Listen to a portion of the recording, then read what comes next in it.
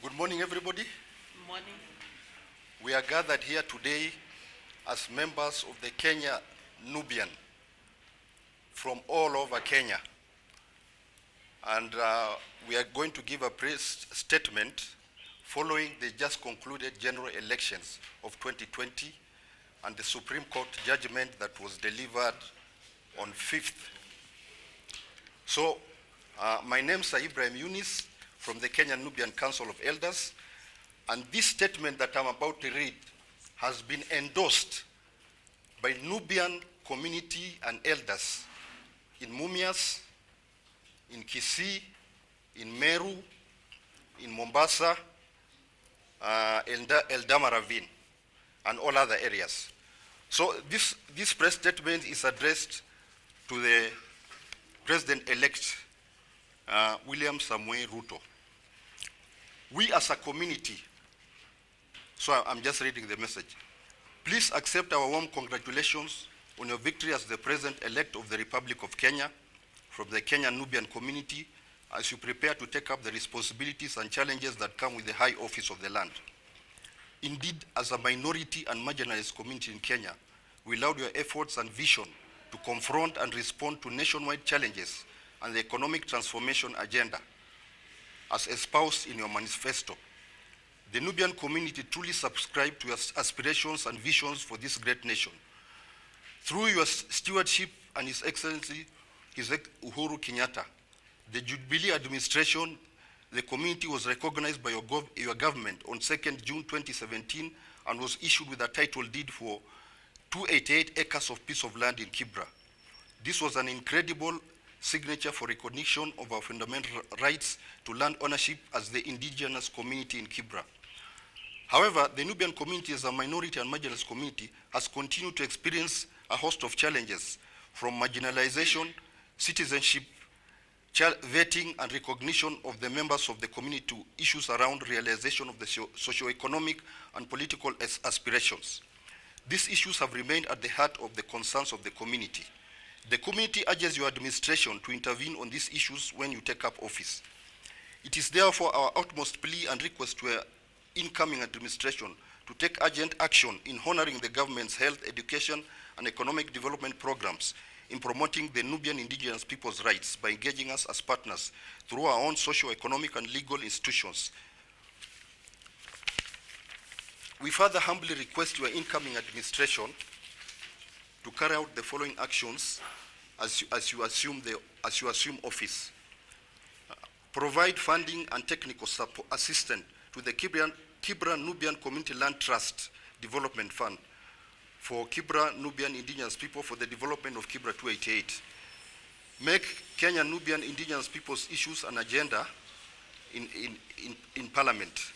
Commit to transform the Kenya Nubian community's development models to one that are based on human rights models with regard to indigenous peoples. Invest in strengthening their collective rights to lands and resources, recognize and respect their rights to self-determination, and embrace a standard of free, prior, and informed consent.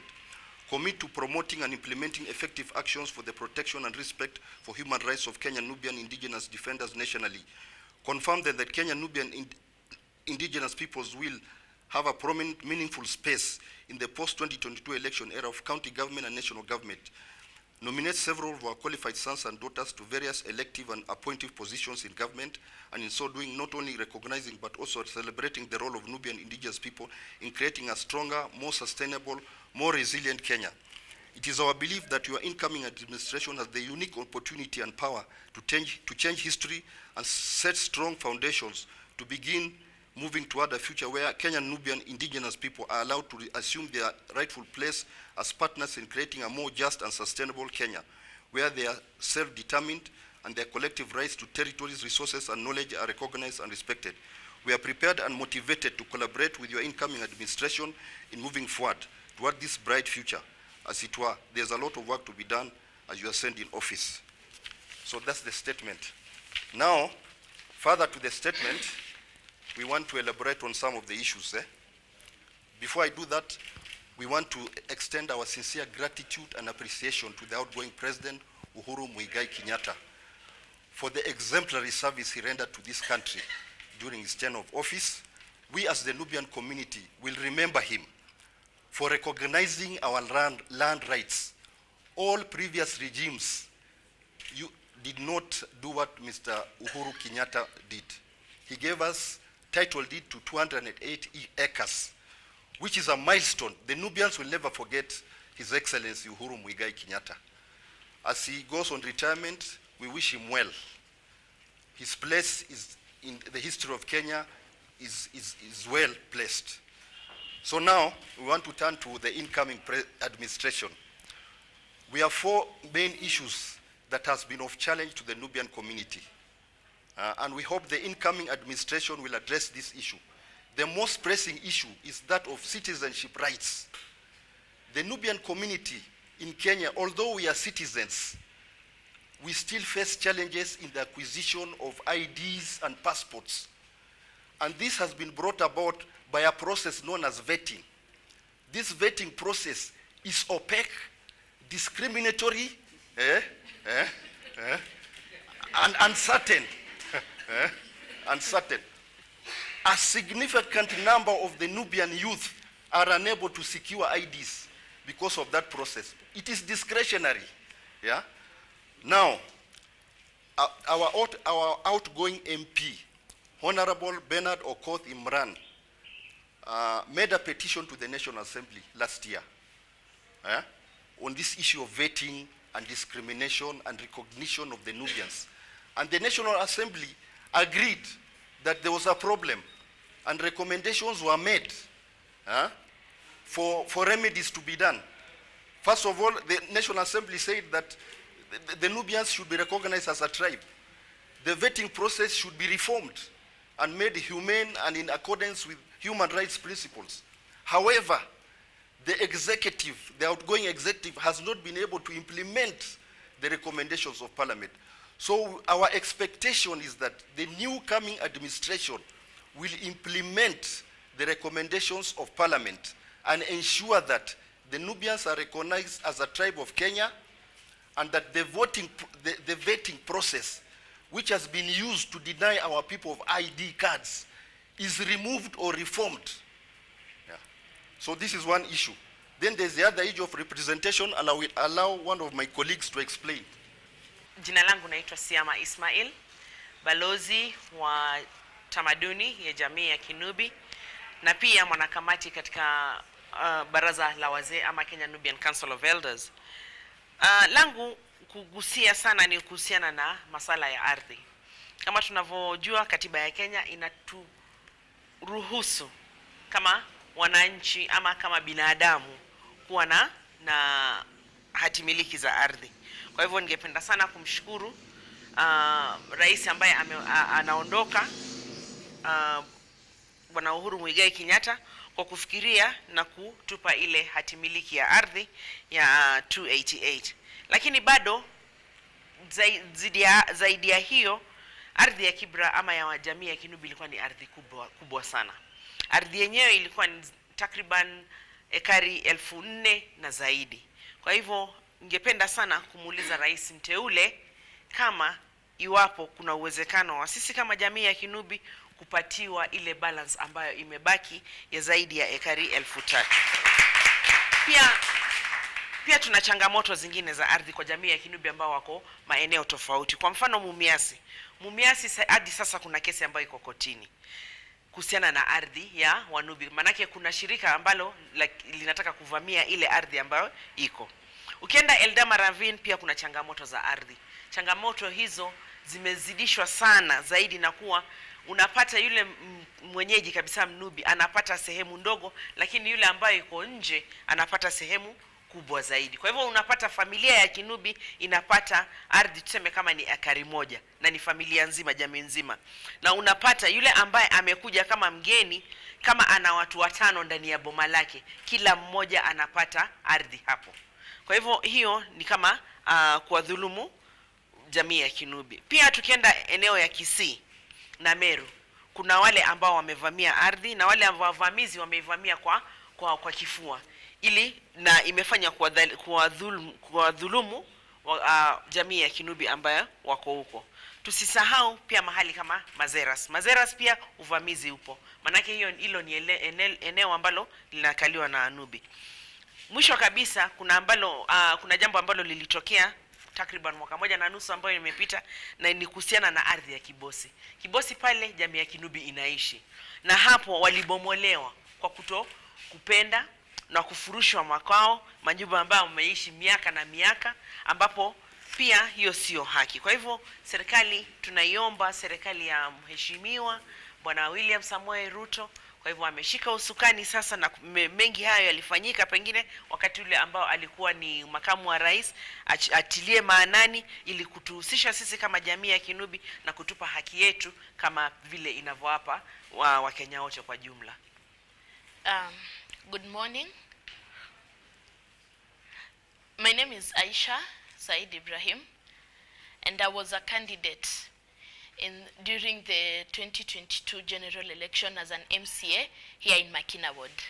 So on the issue of representation, we humbly ask Your Excellency that your incoming administration will nominate and appoint our qualified sons and daughters to various elective and appointive positions in the government.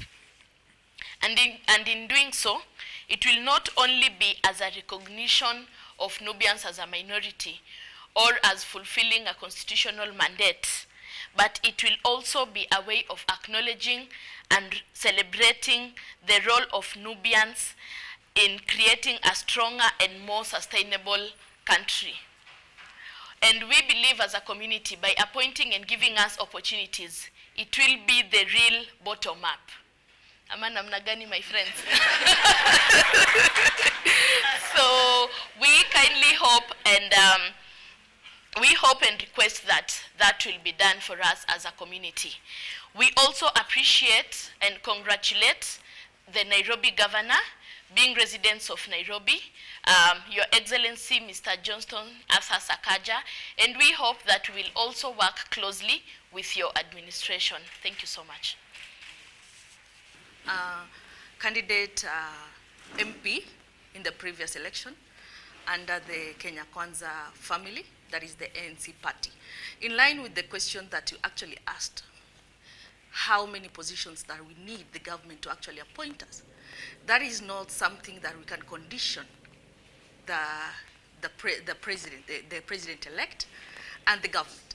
But what we want is this: we want to be involved, we want to participate, we want to be appointed there. Government, wanasema nyumba, nyumba ya baba iko na makao mengi, right? So we know the government is big. There are a lot of enormous positions that the women can get an opportunity. In line with the, for instance, nomination into the county assembly and into the National Assembly, we are time bound. Because as candidates, we didn't get an opportunity to be candidates and to be nominated at the same time. So there are a lot of other positions.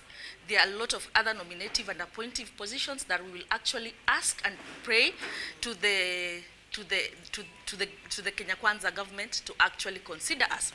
And we'd like to say something in line with citizenship, that indeed the community is suffering simply because the citizenship has been tagged to acquisition of document, whereby as we speak, we have citizenship at birth, and we are Nubians who are citizens by birth. So we will want to urge the government to delink the acquisition of documents from citizenship. And with that, I believe even the process will be actually easier to each and every Kenyan, to each and every minority communities. And also, the minority rights. We know Article 100 has not been implemented. And as minority communities, we are double marginalized. We are not only marginalized, but we are minorities who are marginalized and marginalized within marginality. Okay? So that is where we'll urge the Kenya Kwanza government to actually consider us in terms of socio-economic empowerment, in terms of opportunities. As we are in Kibra, we are the minorities. There are a lot of enormous opportunities whereby we don't have leadership currently for the leaders to actually consider us. So we are urging the government to put us into their thoughts and actually give us the opportunities. Thank you so much. Sisi kama jamii tumefurahi sana na tukio ambayo imetokea Jumatatu iliyopita, na kama jamii tunafurahia kuona representation ya wanawake. Mimi hasa na nimefurahia vile katika hii serikali wanawake wako wengi, na tunatumai sisi kama jamii pia asante yetu tutatoa kwa wanawake ambao walikuwa wameteuliwa na rais wetu mkuu. Na pia tunapea shukurani kwa outgoing first wife wa president Bi Margaret Kenyatta kwa ile kazi ameweza kufanya na kuwezesha kutupatia hadhi ya wanawake ikapanda juu sana.